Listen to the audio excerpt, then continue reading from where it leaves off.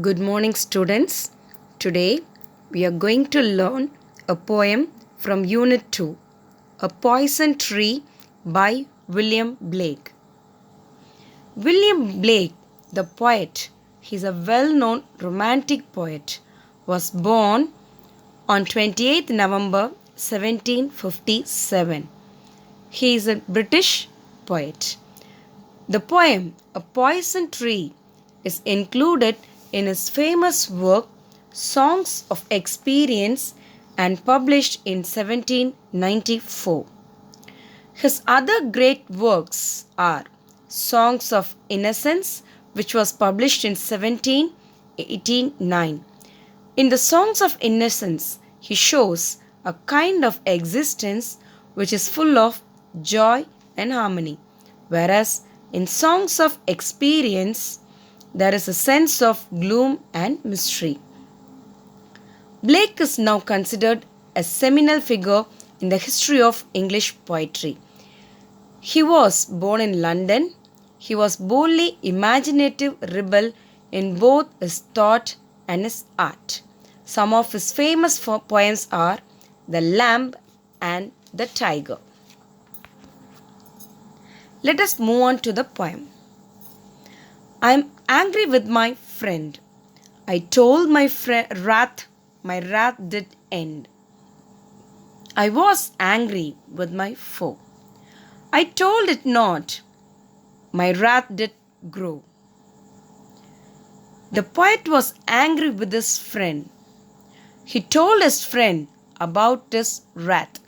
The word wrath means anger. He told his friend about his anger, and his anger vanished. The poet was angry with his foe. The meaning for the word foe is enemy. The poet was angry with his enemy, but he suppressed his anger and his wrath grew. I was angry with my friend. Here the word I refers to the poet. He was angry with his friend. I told my wrath. He told his anger to his friend. My wrath did end. By expressing his anger, his wrath was end. I was angry with my foe. He was also angry with his enemy. I told it not. My wrath did grow. He did not express his anger to the enemy, so the anger grows. Let us move on to the next stanza. And I watered it in tears, night and morning with my tears. And I sunned it with smiles and with soft, deceitful wiles. He nursed his wrath. He take care of his wrath. He take care of his anger with his fear about the motive of his enemy. He concealed his anger under the cover of his smiling face and friendly manners. He put on a mask of friendship to deceive his enemy. Here the word sunned refers to warm, and the word deceitful wiles, cunning tricks. He is hiding his face with the mask of cunning tricks to hide the anger to the enemy. And I watered it in fears. He watered the anger with fears, night and morning with my tears. From the morning till the night he is crying and watering the anger with tears. And I sunned it with smiles. He warmed it. He always keep it warm with his smiles and with soft deceitful wiles. By cunning tricks he had a peaceful mask and show a peaceful smile to his enemy. Let us move on to the third stanza. And it grew both day and night, till it bore an apple bright. And my foe beheld it shine, and he knew that it was mine. And it grew both day and night, the anger towards the enemy grew day and night, and it bare a apple very brightly.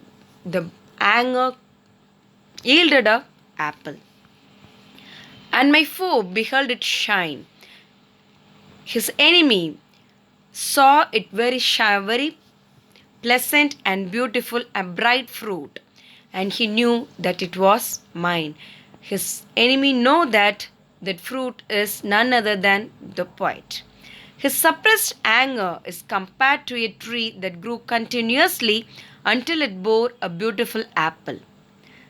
The apple refers to the story of man's fall from the Garden of Eden under the lure of the bright fruit of forbidden tree.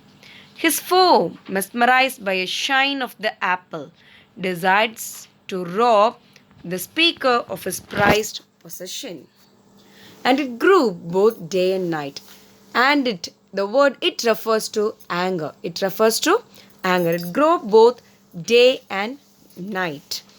He watered it day and night with his tears. So it is growing very brightly, till it bore an apple bright. His anger is bearing into a bright apple. Here the apple signifies anger which grow day and night because of hatred and vengeance. Here the apple referred to the vengeance of the poet, which grew day and night. The anger which was fueled with hatred and vengeance grew day and night to make him murdered.